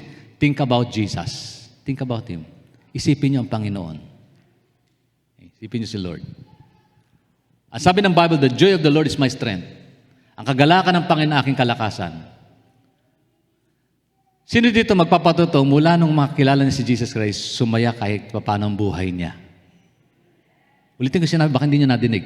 Sino po dito magpapatotoo na mula nung makilala si Jesus Christ, sumaya ng kahit kakonti ang buhay niya? Kahit katiting. Kahit katiting mo lang. Siguro naman, di ba? Pero not knowing that God can give additional more joy sa buhay natin daily. Pwede niyang pasaya yung buhay natin daily. Amen. May mga malungkot tayong sitwasyon, yes. Malungkot na sitwasyon. Halimbawa, nangyari ito sa akin, namatay nanay at tatay ko. During that time, Lord, nalungkot ang buhay ko, Panginoon. Naalala ko yun, nagsasalita ako rito. Nakatitig si Sister Nene sa akin. Sinabi niya, Papa, wala na si Mama. Naiyak ako. Panginoon na, wala na nanay ko. Wala ako sa feeling niya. Nag-aaral ako dito noon. That was Sunday. Nang bawian ng buhay ng nanay ko. Nandun po sa Makati Medical Center po siya nandun. Nakakonfine. Sa nanay ko. Pero yung iyak ko, pinalitan ng Diyos ng kagalakan. Bakit? Alam ko tinanggap na nanay ko si Jesus eh. That is not the end of life, but that is the beginning of eternity in the presence of God. Absence from the body, but presence with the Lord. Nagpasaya sa Panginoon, salamat, kilala ka niya, Lord. Salamat, may Jesus sa puso niya. And I do believe, may joy kami kahit namatay siya. Tingnan nyo, in spite of sorrow, sadness, and grief, pwedeng palitan ng Diyos ng kagalakan. Amen. Think about Jesus. Isipin natin ang Panginoon. Ano po ang sabi ng Bible? Hallelujah. Merong kasabihan na maaring marinig natin ito. Okay? Ang sabi, you become what you think about most. Kung lagi mong iisipin yung sariling, hihubugin ka nito upang maging selfish. Kung lagi mong iisipin magalit, magiging magalitin ka. Kung lagi mong isipin ang mundong ito, magiging worldly ka. Pero kung lagi mong isipin ang Diyos, si Kristo, magiging godly ka at magiging Christ-like ka. Ganun lang kadali. Kaya nga, kung nais nating matulad ni Jesus, dapat punuin natin ang maraming kaalaman ang ating isip ng mga bagay tungkol kay Jesus. If you want to become more like Jesus, fill your thoughts with Him. Read God's Word. Read His letter, love letter to us. Basahin mo ang love letter ng Diyos. Kung gusto mo makilala pa si Jesus sa buhay mo, kung sino siya, at kung bakit siya napakahalaga sa buhay natin, basahin mo ang salita ng Diyos. Punuin mo ang isip mo ng mga bagay na may kinalaman sa Kanya at hindi ng kapitbahay mo. Lumulungkot ang buhay mo, iniisip mo, kapitbahay mo, naiinis ka sa Kanya. Sino dito mainisin? Salamat, wala sa Caloocan Bethel niyan. Purihin ng Panginoon. Sabi ko nga doon sa tao, lagi ka naiinis. Alam mo, nasa isip mo kasi yun. Isipin mo yung mga bagay na magpapasay sa buhay mo. Mabubura yung inis mo. Nainis daw siya lagi sa anak niya. Sabi ko, edi, balik mo sa Diyos. Gusto mo, ibalik natin sa pag-pray ko. Ayaw naman. Edi, isipin mo mabuting bagay para sa kanya. Sino dito problema niya? Anak niya. O ano, dapat? Pag iniisip mo, pinoproblema niyo, di ba? Gusto niyo mawala sa problema niyo? Isipin niyo yung mabubuting bagay patungkol sa Kanya. Yan po yun. Isipin niyo mahal siya ni Jesus. Isipin niyo kaya siyang baguhin ng Panginoon. Isipin niyo na kaya siyang iligtas ng Diyos. Kaya siyang makilala ang Panginoon. Isipin niyo po yun. Kung tayo nga po dating problema ng lipunan, nung tinanggap si Kristo, binago ng Panginoon. Ibig sabihin, kaya nang gawin ng Diyos ang mga bagay na mahirap para sa tao. Think about the Lord. Ang sabi nga ng Hebrew 12:2-3, ito natin ang ating Panginoon kay Jesus na siyang pinagmumulan at kabuuan ng ating pananampalataya. The author and the finishers of our faith is Jesus. At daw, ituon natin ang ating paningin. Dahil sa kagalakan naghihintay sa Kanya, hindi niya ikinaya ang mamatay sa krus at siya ngayon nakaupo sa kanan ng trono ng Diyos. Tingnan niyo, dahil sa kagalakang naghihintay sa Kanya, hindi niya ikinaya na siya'y nagbayubay sa krus. Bakit binanggit yung kagalakan? Ibig sabihin pala, masaya palang inoffer ni Jesus sa sarili niya, mamatay sa krus, alang-alang sa atin. Think about Him. Think about Him. Kaya ang tunay na kagalakan sa Diyos lang talaga masumpungan yan. Pinakita ng Panginoon. Sabi rito, isip-isipin niyo kung gaano ang tiniis niyang paghihirap, pag-uusig, sa mga makasalan upang hindi kayo mapanlupaypay ang panghinaan ng loob. Sino nang lulupaypay dito? Isipin niyo si Jesus Christ. Nang hinaan ng loob, isipin niyo si Jesus Christ. Na wala ng trabaho, nalugi, bumagsak sa buhay, isipin niyo si Jesus Christ. Bakit? Jesus can give us hope. Sino may karamdaman, isipin niyo si Jesus Christ. Because Jesus has the power to heal, do wonders and miracles in our lives. Yung anak namin, kung bakit siya hanggang ngayon buhay, si Jenjen, sabi ko, Panginoon, susunugin mo ng gamot, yung utak ng anak ko. Pero that time, nung siya po'y lumalaki na, tinanggalan ng doktor yung gamot. Hanggang ngayon, buhay po siya. Hindi na siya inaatake. Ibig sabihin, God can heal sickness and diseases. Marami po ako nasaksayang pinag-pray na may cancer, natunaw yung cancer, nabuhay, hanggang ngayon buhay. Bakit? Kasi, pag inisip mo si Jesus Christ, nilagay mo sa puso mo, lagi mong inisip kabutihan niya at gagawin niya sa buhay mo, papasayahin ka niya, papalitan niya ng kagalakan at tugon yung problema mong dala-dala. Bibigyan niya ng katugunan ng lahat ng yan. Amen po ba? Hallelujah. Sino po dito malulungkot? Dahil tumatanda ka na. Lungkot ng buhay. Totoo yun, di ba? Kasi yung gusto mong gawin, hindi mo na magawa. Sabi ko nga, darating ang araw, yung pagdadrive ko, hindi ko na madadrive yung sasakyan. Sabi ko kasi, naisip ko ito habang bumabiyaya ko kaya sa prometo. Darating araw, hindi ko na magagawa yon. Yung maglagari, hindi ko na magagawa. Lord, darating araw, hindi ko na magagawa yon. Pero gayon pa man, enjoy ko muna. Hangit nagagawa ko, enjoy ko yung araw na ito. Ba't ko isipin yung bukas? Kung yung araw na ito, sapat ang biyaya ng Diyos. Huwag mo naman problemahin yung bukas. May tugon ng Diyos para bukas. Sa araw na ito, sapat yung biyaya ng Panginoon. Pasalamatan mo na siya. Pasahin mo buhay mo sa araw na ito. Amen po ba ron? Praise God. Salamat sa mga bagay na binagalob ng Diyos sa buhay natin sa araw na ito. Purihin ng Panginoon. Kaya isipin natin lagi si Jesus. Think about Jesus' example. He held on while wicked people were doing evil things to Him. So do not get tired and stop trying doing good. Sabi ng Panginoon, huwag kayong manghinawang gumawa ng mabuti. Ang Panginoon hindi siya nang hinawang pasanin yung krus. Hanggang doon sa krus ng Kalbaryo. Hanggang nasabi niya, it is finished. It is finished. Think about Jesus. May problema ka mabigat? Think about Jesus. Isipin mo si Jesus Christ. Ang sabi ng Biblia, nagkatawang tao siya. Hinubad niya ang lahat niyang pagiging Diyos. Ayon sa ipiklat ng Ephesians, hinubad niya ang lahat ng kanyang pagiging Diyos. Nagkatawang tao. Nang siya'y maging tao, namatay siya alang-alang sa atin. Tingnan niyo kung tayo kaya yun, bitbit niyo yung krus. Kung ako yun, isipin ko, bakit ko ba pinapasan ng krus na ito? Kanino ba ito? Kasalanan ng tao. Bakit di ba kayong pumasan ito? Kung ako yun, itatapon ko yung krus na yun Sasabihin ko sa kanya, ayoko na, kayo na magpasan, kayo naman nagkasala. Tapos hindi niyo ako pinahalagan. Pero si Jesus Christ, ano sabi niya? Father, forgive them for they know not what they're doing. And to your hands, I commend my spirit, it is finished. It is finished. It is finished. Kasi tinapos niya yung landas ng buhay, ng layunin niya para ligtas tayo. Think about Jesus. Don't give up. Think about Jesus. Always do what is good. Think about Jesus. Amen. Pangalawa, tingnan niyo sa sarili niyo. Tingnan niyo yung katabi niyo. Gusto niyo sumaya ang buhay niyo? Tingnan niyo yung iba. Opo, tingnan niyo iba. Think about the welfares of other people. Alam niyo, nagpapasaya yun. Ito po ang problema po Bakit lumulungkot ang buhay natin? Kasi lagi tayo nakatingin sa sarili natin. Pero tingnan niyo yung iba. Ang sabi ng isa pastor, wala kami makain. Hindi na po kami nag-aagahan. Sinama ko dun sa lugar na nagbipid kami ng mga bata. Ito ka pastor, tingnan niyo. Ayun lang kainin yung dati yung ating feeding program, yung mana. Ibalasa nun, mana, no? Ibalasa ng mana. Ibalasa ng mana. Ayaw nila. Sinasabi nila, ito. Tapos dinala ko sila sa lugar na kung saan yung mga tao, kinakain nila yung mana, tuwan-tuwa sila. Sabi nila, kinakain yung lugaw. Lugaw yung mana Lugaw, tuwan-tuwa sila. Bakit? Pastor, nakukonbik ako. Minsan wala kami makain, masama loob ko. Pero ito talagang, wala talaga sila makain, agahan, tanghalian, hapunan. Kahit yung kapirasong mana, yung lugaw na, ewan ko kung nalasahan niyo po yun. Kahit anong timpla mo, wala talagang. Pero masustansya yun Pero kinakain nila. Kinakain nila. Ano sabi niya? Ngayon na-realize ko, mas mapalad pala ako. Mas mapalad pala ako. Amen. Wala kang bagong sapatos, tingnan mo yung walang paa. Para masyahan ka, kahit wala kang bagong sapatos, meron ka namang kompletong paa. Wala kang sariling bahay, matuwa ka. Huwag kang malungkot doon sa merong sariling bahay, pero ang lungkot naman. Marami pong bahay ngayon, may laki, pero masaya ba buhay? Hindi. Amen, hindi. Pero ikaw, umuupa pa rin, pero may pang-upa, may pambayad ka.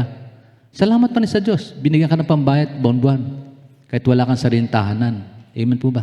Hindi kanya iniwan ni pagnabayaan. Yung ibon, pinakain niya. Yung bulaklak, pinagaganda. Ikaw pa kaya? Sabi sa kapatid, mahal ka ng Diyos. At mahal din kita. Ano sabi ng Philippians 2:3-5? Ito sabi ng Panginoon. Think about the welfare of others. Ito sabi po ng Bible. Basahin natin Huwag kayong gumawa ng anuman dahil sa paghahangad ninyong maging tanyag. Sa halip, bilang tanda ng papakumbaba, ituring ninyong higit ang iba kaysa sa inyong sarili. Pag malasakitan nyo ang kapakanan ng iba at hindi lamang inyong sarili, naway magkaroon kayo ng kaisipan tulad ng kay Kristo Jesus. As we think about Jesus Christ, we also think about others. Kasi yun ang isip ng Panginoon Kaisipan ni Jesus Christ, lagi niya nasa isip kayo at ako.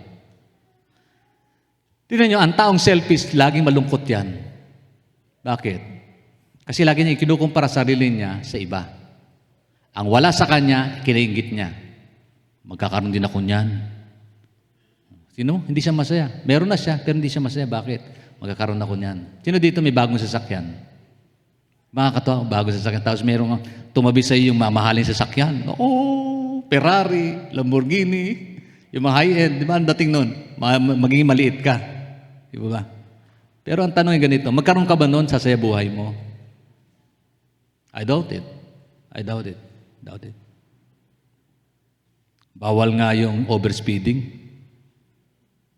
Ako nga, nahuli sa expressway, yung limit ay 100, tapos minimum 60. Pag bumaba niyan, huhulihin ka rin. Anong kaso mo? Slow moving.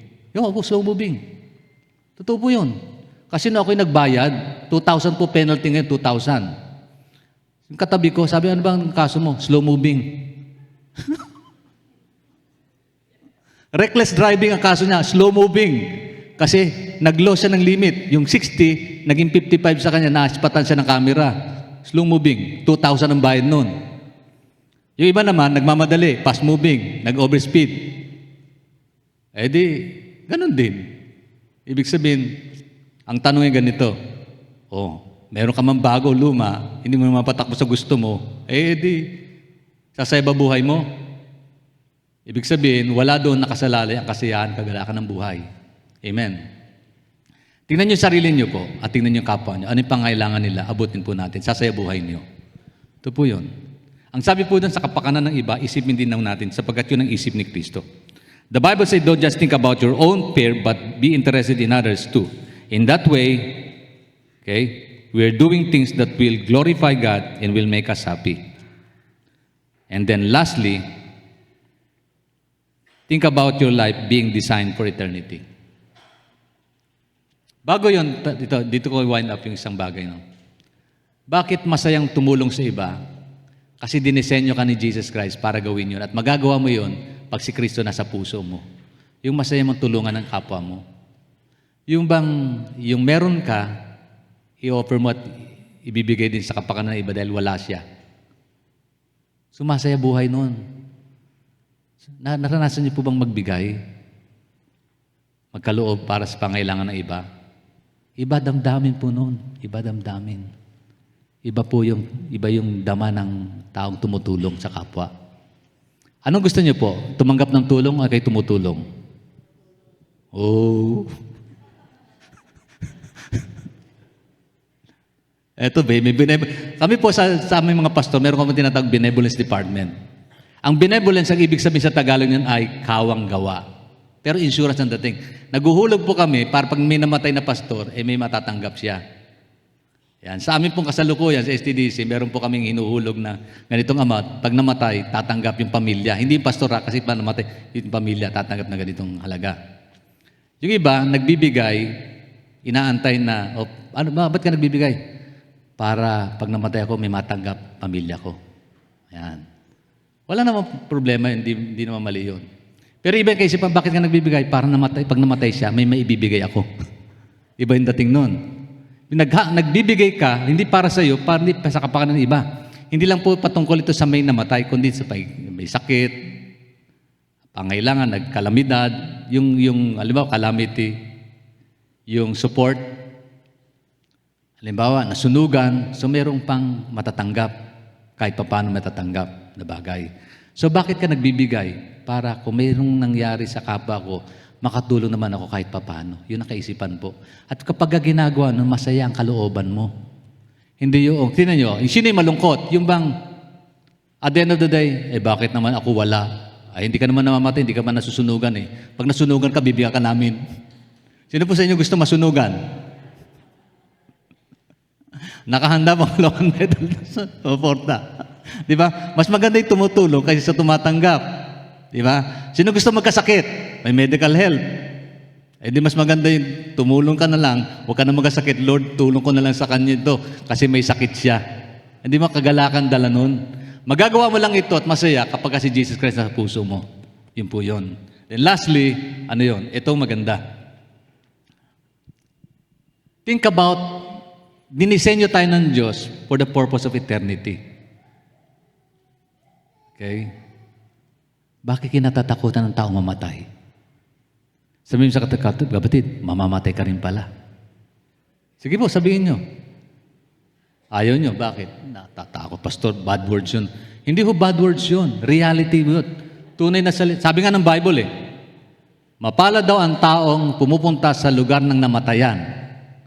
Mangaral chapter 7, verse 2. Mapalad ang taong pumupunta sa bahay ng namatayan kaysa sa bahay ng handaan sapagkat dapat alalahanin ng buhay.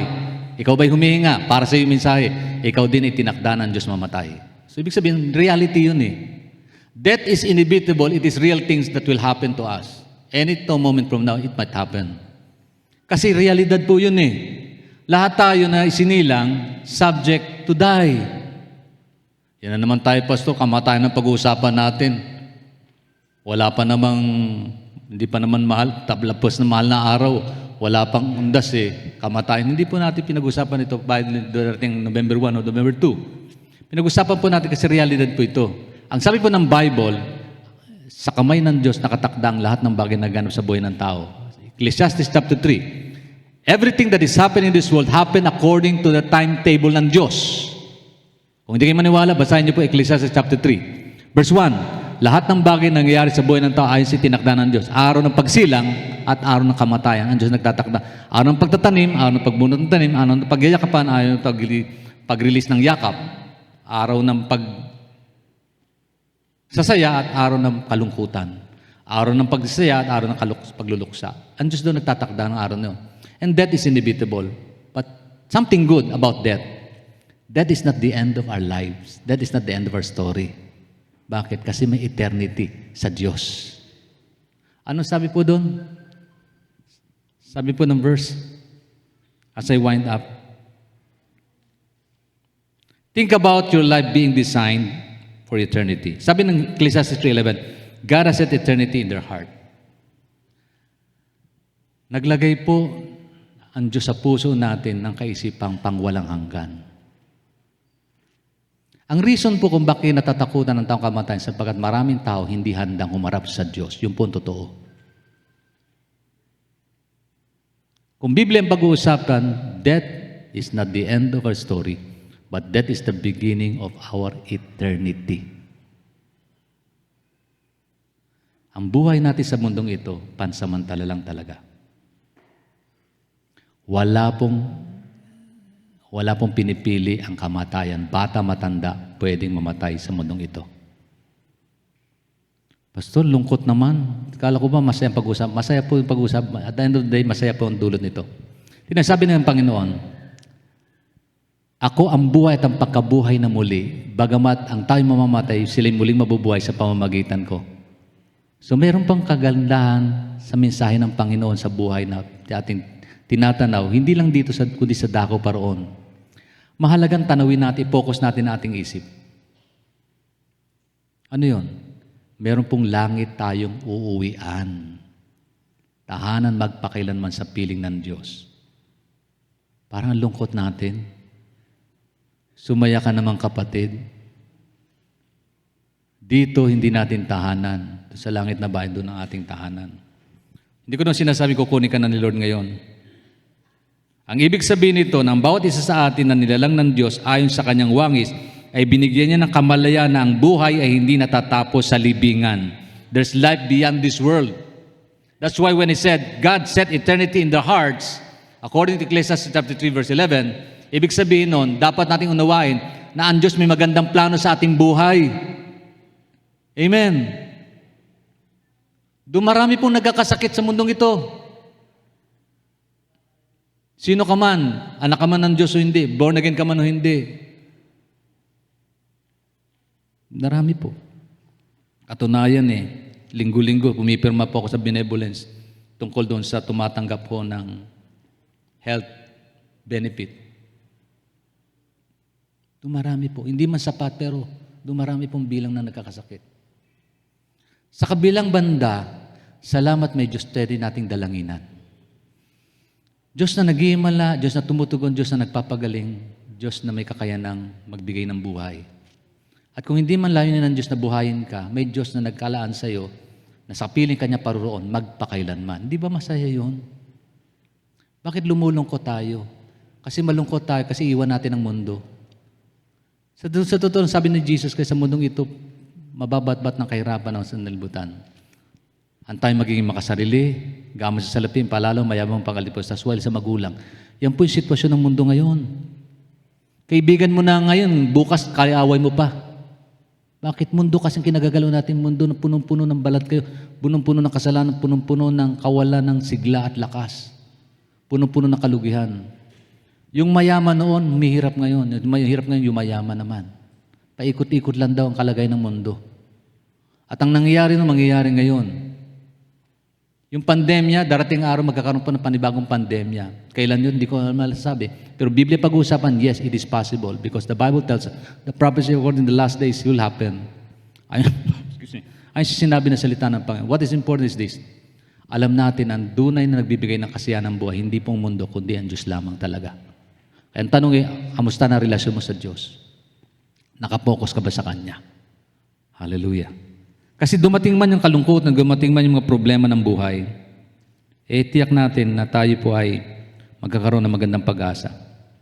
Ito ang katotohanan sinabi ni Apostol Pablo, ito po last verse, 1 Corinthians chapter 2, verse 9. Ito sabi ng Panginoon, hindi pa nilikita ng mata o narinig ng tainga na hindi pa sumasagi sa ating isip ng mga tao ang mga inihanda ng Diyos para sa umiibig sa Kanya. Meron pa pala, there's more. Hello. There's something more na pwede palang ibigay ng Diyos. Bakit sabi niya dyan? Hindi pa daw nakikita ng mata at narinig ng tenga ni hindi pa sumasagi sa isip ng tao ang mga inihanda ng Diyos para sa mga umibig sa Kanya. Ang tanong ay ganito, ano ba inaasahan mo sa buhay mo? Pwede palang mangyari na dumating sa buhay natin yung hindi mo inaasahan, magandang bagay na ipinihanda ng Diyos. Titigan niyo po yung verse na yan at huwag niyo kakalimutan, meron pong talata sa Bible tungkol dyan. Beyond our expectation, beyond what we hope, hindi pa raw sumasagi, nakikita ng mata, narinig ang tenga, hindi sumasagi sa isip natin ang mas magandang bagay na inihanda ng Diyos para sa mga umiibig sa Kanya. Amen. Ang tanong mahal ba diyan Diyos? Mahal ko ba si Lord? Kasi itong bagay na ito, prepared for those, sabi rito, God has prepared for those who love Him. Kung hindi mo love si Lord, ano yung tatanggap mo? Ano yung asahan mo? Nothing. But to those who love Him, God has prepared something greater. Something that never yet been heard, seen, or perceived in our mind. Prepare ng Diyos sa buhay natin. Kaya huwag kang lumungkot. At marahil ngayon may kalungkutan tayo. Pero pwede kang sumaya kung ipagkakatiwala mo sa Panginoon lahat ng bagay na ito sa buhay natin. Kaya ano dapat nating isipin? Ngayon tanong ganito as I wind up. Mahalaga na matiyak natin ang sagot natin sa mga tanong na ito katulad ng ano bang iniisip ko ngayon? Ano bang saan ba nakapokus ang buhay ko? Nasa lugar ka ba ng Kanyang kalooban? Tinatanong mo ba ang kaganapan ng layunin ng Diyos sa iyong buhay? Inalam mo ba ang anong plano ng Panginoon para sa iyo? Sa pamilya mo, kinabukasan mo. Young people, listen. Dumarami pong bihilang ng tahanan ng wasak at relasyong sira at nagsasamang di maayos. Why? Because they fail to realize the importance of following God's will. Ano yung God's will? Do not be equal to ng believers. Hindi po magbabago yun. At kapag sinuway mo yun, yung bunga nito, mararanasan mo. Hindi po sinungaling ang Diyos Huwag ka na makipag-bargain. Because God knows what is good and what is important for us and what is perfect in our lives. Mas alam ng Diyos ang mabuti sa atin. Ang sabi ng Proverbs 3:5 and 6, trust in the Lord with all of your heart and lean not on your own understanding. In all our ways, acknowledge God and God will surely direct our paths straight. Sabi sa Tagalog, pwede mo i-reflect yun as I wind up. Proverbs chapter 3, verse 5 and 6. Trust in the Lord with all of our heart. Magtiwala sa Diyos ng buong puso at lubusan. At huwag mananangan sa sariling kaisipan. Sa lahat ng iyong mga balak, sa isundin at Kanyang itutumpak ang bawat lakad na iyong haharapin. Amen. Magtiwala daw sa Diyos. Alam nyo, mula nung personal kong patuto ito, mula nang sumunod ako sa Panginoon, ni minsan hindi ko nakitang umikli ang kamay ng Diyos sa buhay namin. Yes. We do not gain much in terms of money, financial situation, but we gain what is good in our lives because of God's grace, love, and mercy. Yun po ang kagandahan nun. Bakit? Hindi po equated ng pera ang pangailangang mahalaga sa buhay ng tao. Hindi nabibili ng pera ang masayang tahanan. Kahit na sinong mayaman, hindi nabibili yan. Pwede kang magpatayo ng palasyo, pero yung masayang tahanan, hindi nabibili yan. Ibinibigay ng Diyos yan. Nagtitiwala sa kanya, ibibigay ng Panginoon. Okay? Pwede mong bilhin ang makausap. Bayaran mo lang siya. Kausapin mo lang ako magdamag, bayaran kita. No, dami. Sino gustong bayaran ko siya, kakausapin lang ako? Dami mag-apply. Pero yung makikinig sa iyo, kahit walang kwenta yung kwento mo, pero pinapalagan kasi may relasyon sa iyo, hindi nababayaran yan. Hindi nabibili yan. Yung tao magmamalas at makikinig sa problema mo, hindi nababayaran yan. At bihira sa kaibigan ganyan. Tunay na kaibigan, yung pakikinggan ka, unawain ka niya, abutin ka niya, kahit na ikaw may problema, palalakasin ka niya, bihira yan. Pero nahihiling sa Diyos yan. Ibinibigay ng Diyos yan.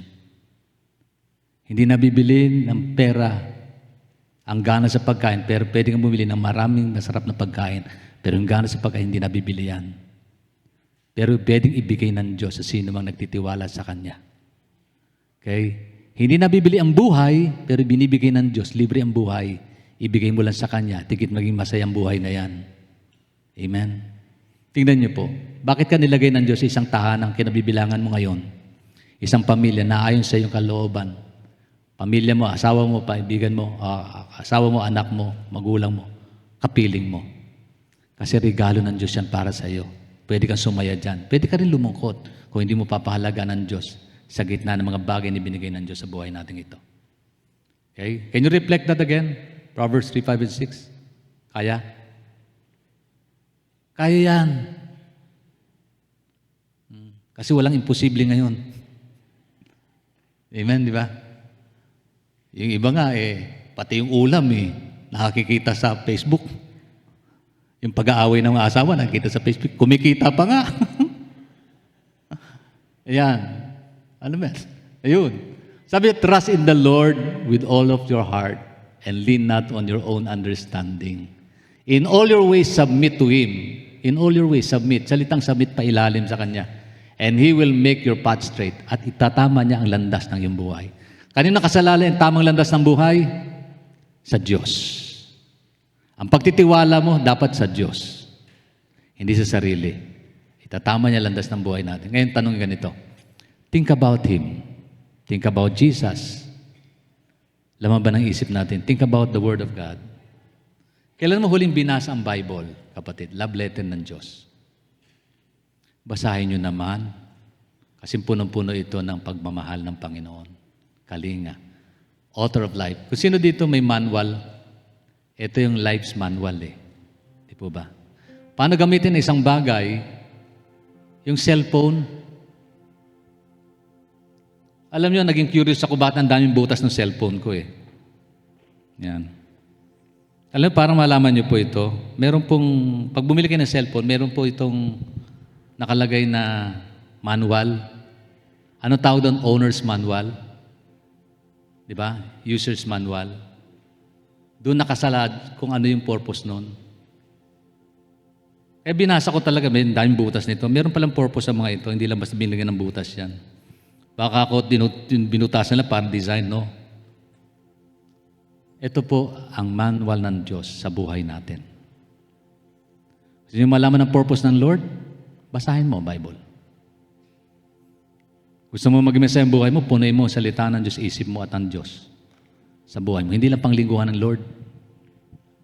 If you want your 24 hours a day, 7 days a week to be happy, more meaningful, satisfied, think about His love, think about Jesus, think about His Word. The light unto the lamp, the light of my feet, the lamb unto my path. Sabi ng Bible, think about Him. Think about Him. At hindi lang yun. As I wind up, Philippians chapter 4, pakibalik mo ulit yan, kapatid. Tayo pong lahat ay tumayo in the presence of God.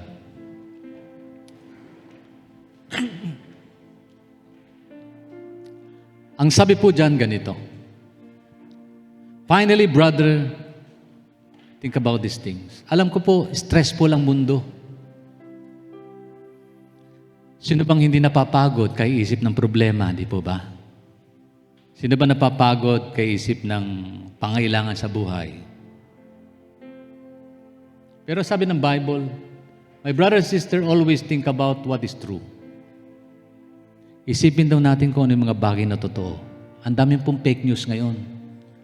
Pero sabi ng Bible, Jesus is truth, the way, the truth, and the life. Think about Jesus.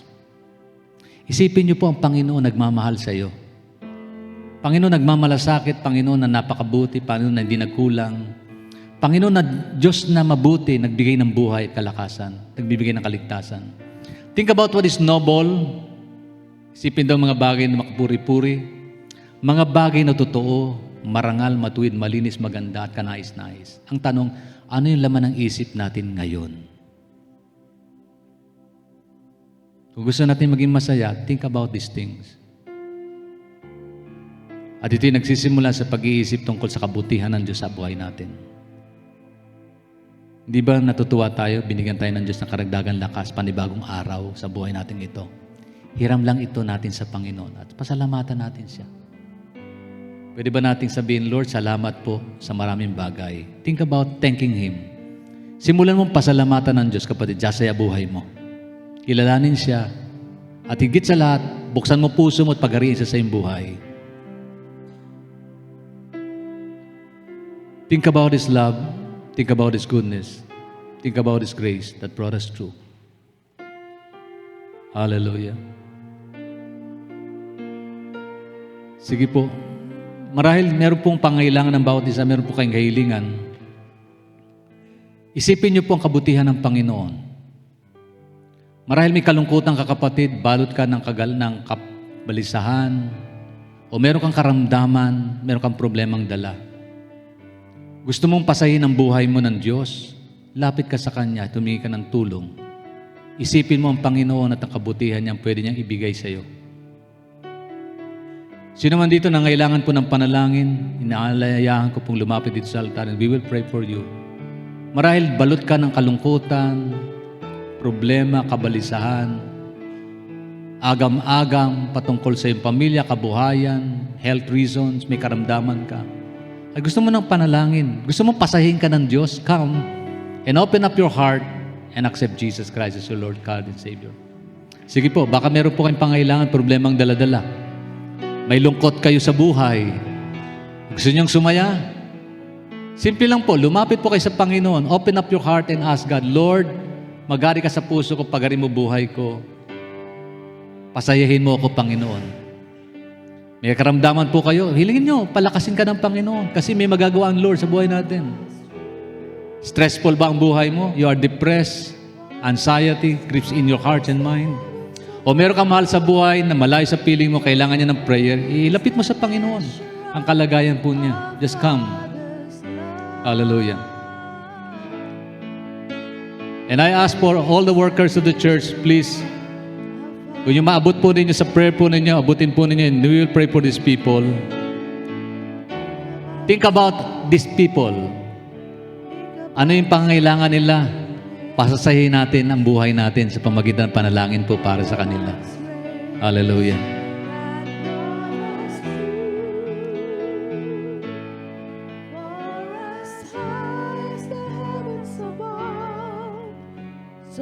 Great is the measure of our Father's love. Great is the measure of our Father's love. Bago tayo manalangin, makinig muna kasi sasabihin ko po. Isipin niyo po ang ginawa ni Jesus Christ para sa atin. Isipin niyo na bayubay siya sa krus, in-stress niya yung kanyang kamay, pinako. expressing His desire na yakapin tayo ng Diyos sa pamagitan ng krus ng Kalbaryo. Lipan dahilan kung bakit? For God so loved you and me, that He gave His only begotten Son, Jesus.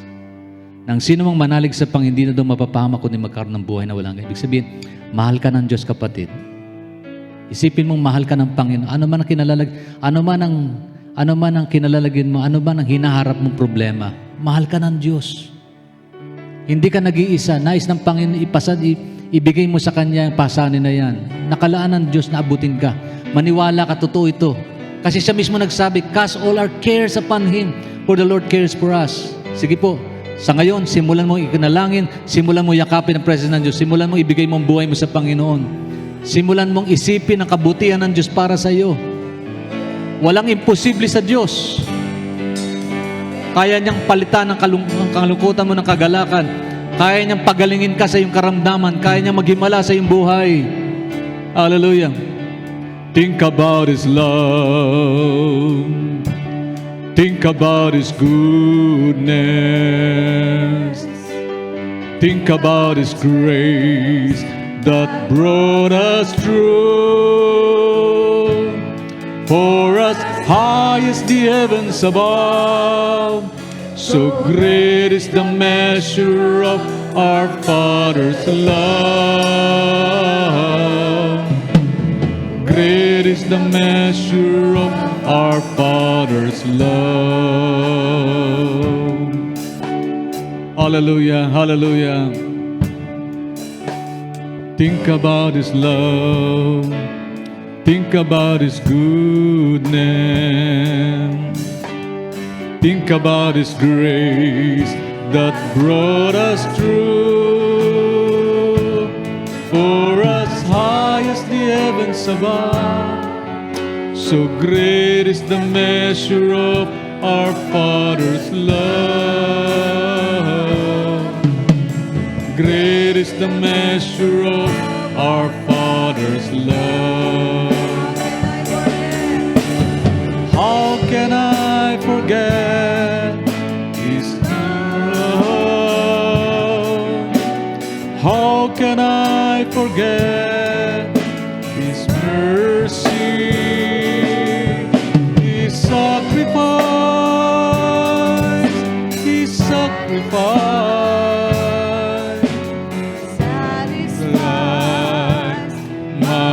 Desire, hallelujah, Lord.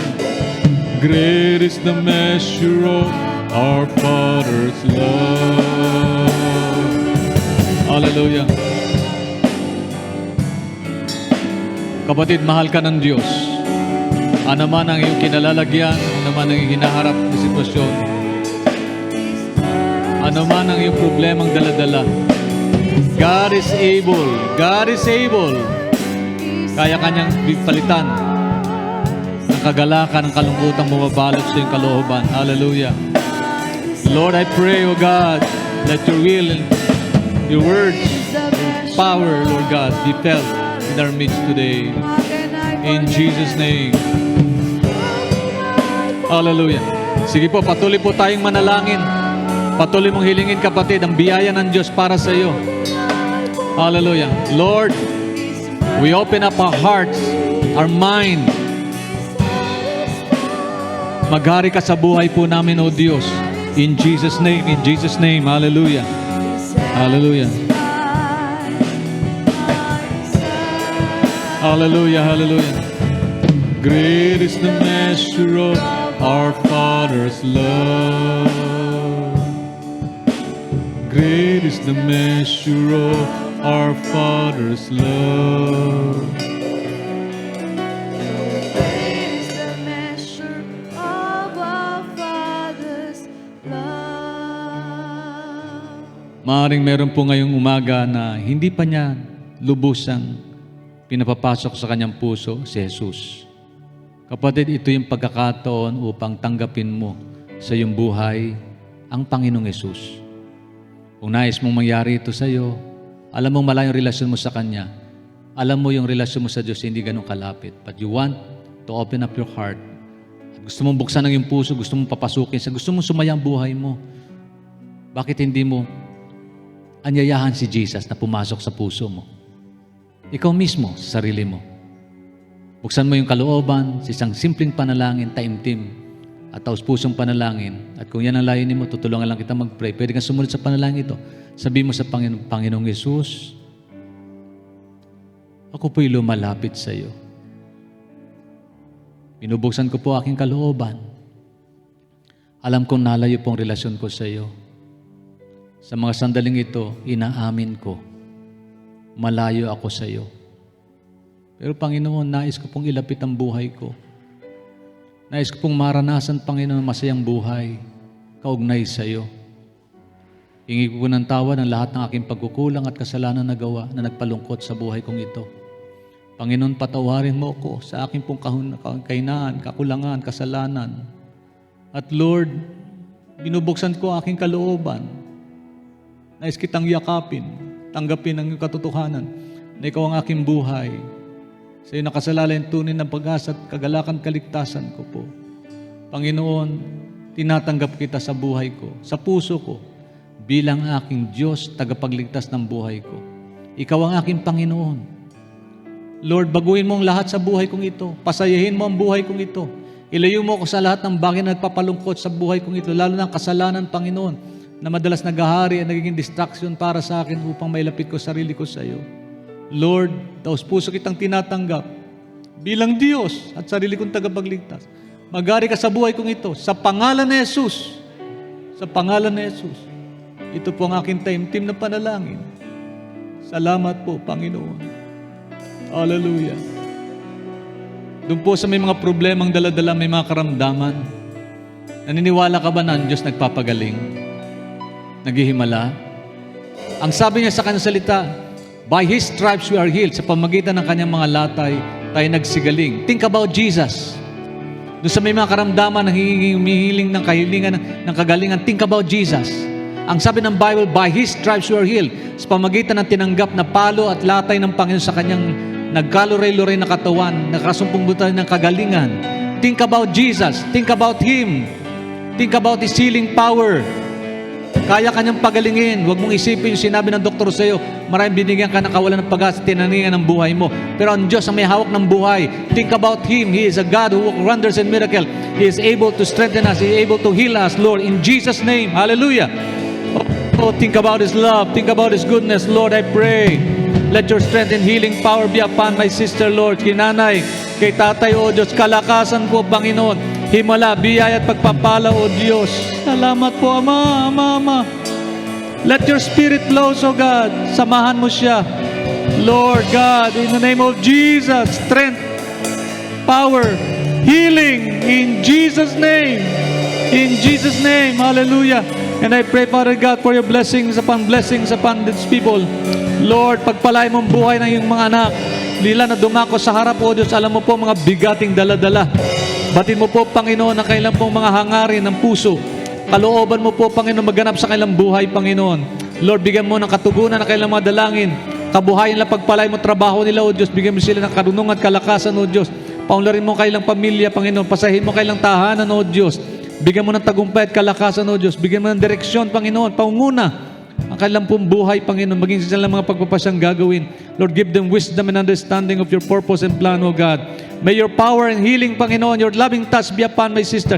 In Jesus' name, Lord, your comfort mo, O God, O Lord, in the name of Jesus, deliver her from whatever bondage she is undergone, O God, going, O Lord, today. In Jesus' name, hallelujah. Oh, hallelujah, hallelujah, hallelujah, hallelujah, hallelujah, hallelujah, hallelujah. Lord God, I pray. Hallelujah. Hallelujah. Lord, I pray, Father God, for your healing power upon my brother. Palakasin mo siya, Panginoon. Oh God, in Jesus' name. Oh Diyos, salamat po, Panginoon, ikaw ang kanyang kalakasan. Pasayahin mo ang buhay po. In the name of Jesus, in the name of Jesus, in the name of Jesus. Lord, I pray, Father God. Lord God, request po, Panginoon, pasayahin mo ang kapatid kong ito, Diyos, in the name of Jesus. Lord, madama niya kagalakan galing sa iyo. Sa kabila po, Panginoon, ng bigat ng problema ang kanyang pinapasan. Lord, may your comfort, your joy, your loving kindness, O God. Hallelujah. Embrace her, Lord, with your holy presence. Right now, in the name of Jesus. By your Holy Spirit, O Lord, touch her in Jesus' name. In Jesus' name. Hallelujah. Hallelujah. Praise God. I pray, Lord God, in Jesus' name, Lord, I pray for your healing power. Loving touch upon my sister's life in Jesus' name, Lord. Salamat, O Diyos. Kalakasan, tagumpay, kagalakan po, Panginoon, sa pangalan ni Jesus. In the name of Jesus, I pray, Father God, in Jesus' name, Lord. In Jesus' name, Lord. Salamat po. In Jesus' name, Panginoon. Pagpalay mo, Panginoon, kapatid namin ito. Ama, ikaw po ang Diyos na nagbibigay ng kasiyahan, kagalakan sa buhay. Panginoon, padama mo sa Kanya, Panginoon, ang kagalakan galing sa iyo. Lord, umaasa sa kami, Panginoon, sa iyong presence, O God, in Jesus' name. Salamat po, Panginoon. Salamat, Lord. Salamat po, salamat po, salamat po. Hallelujah. Thank you, Jesus. Sige po, patuloy po tayo magpasalamat sa Panginoon. Ang kinin po natin tagumpay ni Jesus. Hallelujah. Hallelujah, hallelujah. Lord God, I pray. Let your loving touch, O God, your care, protections be upon my brother. Hallelujah. Thank you, God. In Jesus' name, Panginoon.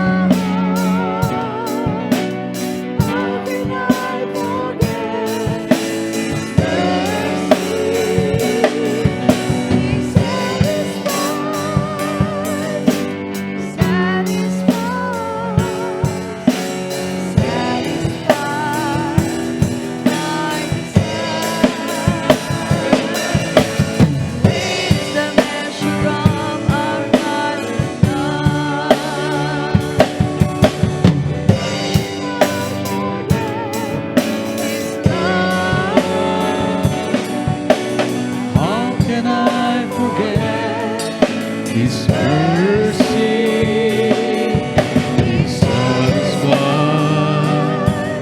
He satisfies my desire. Great is the measure of our Father's love.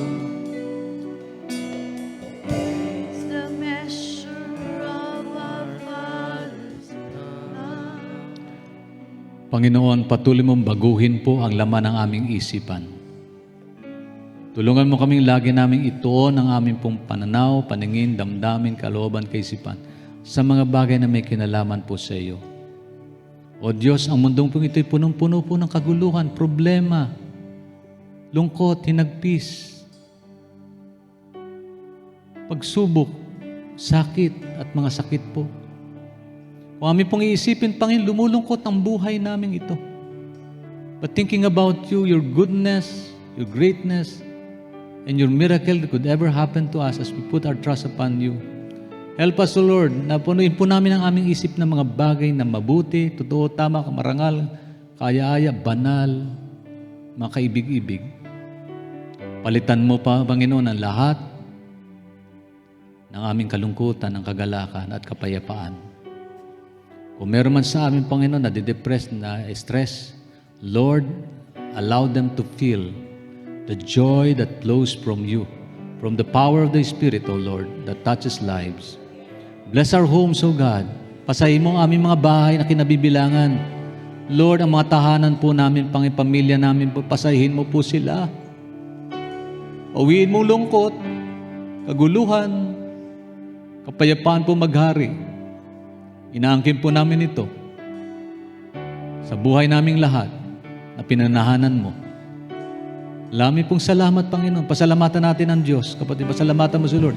Kung nakadama ka ng kagalingan, pasalamatan mo, Panginoon. Kung nakadama ng hipo ng pagpapala ng Diyos, pasalamatan mo siya. Kung nadama yung tugon ng Panginoon, pasalamatan mo. Kung nadama mo kagalakan ng Diyos, pasalamatan mo siya. Give thanks with a grateful heart. Salamat, salamat, salamat, salamat. Hallelujah. Give thanks, give thanks, give thanks. Sige po, pasalamatan natin ang Panginoon. Hallelujah.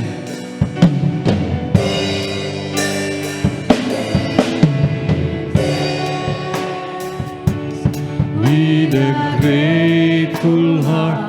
Lord, salamat po sa kaligtasan. Salamat sa biyaya, salamat sa kalakasan, salamat sa tagumpay. Amen, amen, amen. Mabuti ang Diyos. Jesus Christ, Isa,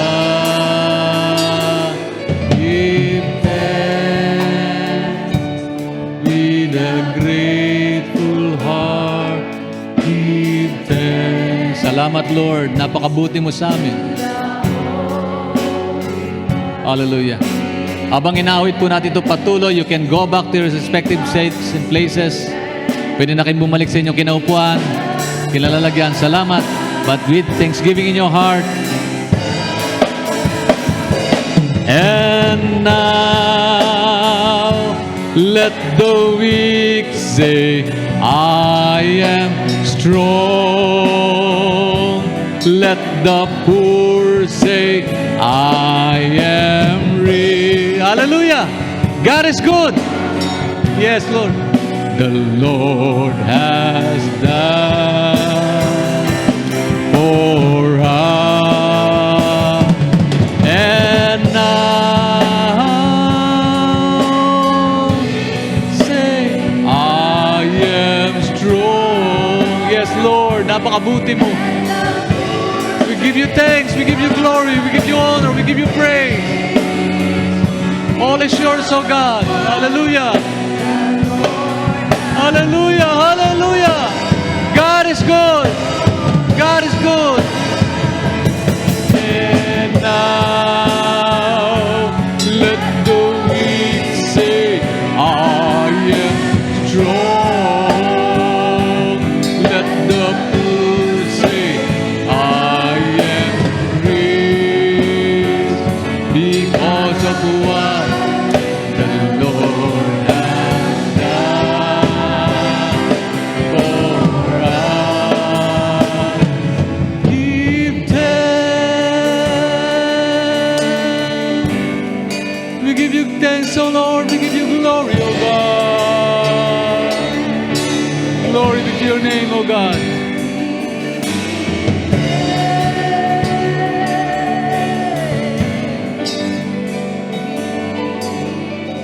Karapat dapat kang papurihan, O Diyos, pasalamatan, dakilain. Napakabuti mo sa amin. Thank God, thank God. All the glory, honor belongs to you. And in Christ Jesus' name we pray. Everybody say, Amen. Amen. Amen. God bless. We thank you, Panginoon, for reminding us, Panginoon, to focus on you, Lord God. Ikaw lang, Panginoon. Huwag naming isipin, Panginoon, lahat ng mga distractions sa buhay namin, Panginoon, upang makamit namin, Lord God, yung purpose na binigay mo sa amin para sa pagstay namin dito, Panginoon, sa mundo, Lord. Lord, salamat, Panginoon, sa patnubay mo, Panginoon. Kundi lang po sa awat biyaya mo, Panginoon, hindi kami, Panginoon, mananatili, Panginoon, na malakas, Lord God.